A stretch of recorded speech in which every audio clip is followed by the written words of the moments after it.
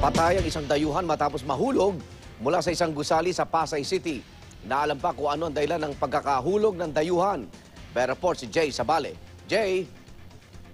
Igan, narito nga tayo sa may Pasay, sa may Iluna corner, sa may Buendia, kung saan isang dayuhan ng di umano'y nahulog mula sa isang hotel na nagangalang Atrium Hotel na minamanage ng Eurotel. Ayon sa paunang investigasyon, at dahil wala na rin kuryente dito sa buong Iluna, nang nahulog ito ay tinamaan niya ang mga kawad na kuryente na pumutok naman yung dalawang transformer. Sa ngayon, inaalam ng mga pulis kung ano ba ang tunay na dahilan kung bakit ito nahulog mula doon sa hotel.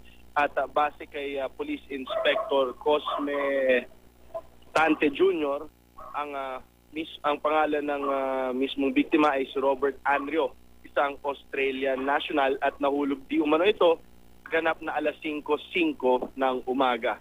At na ang latest mula dito sa may Pasay, balik sa iyo, Igan. Mabilis kong... Maraming salamat, Jay Sabale.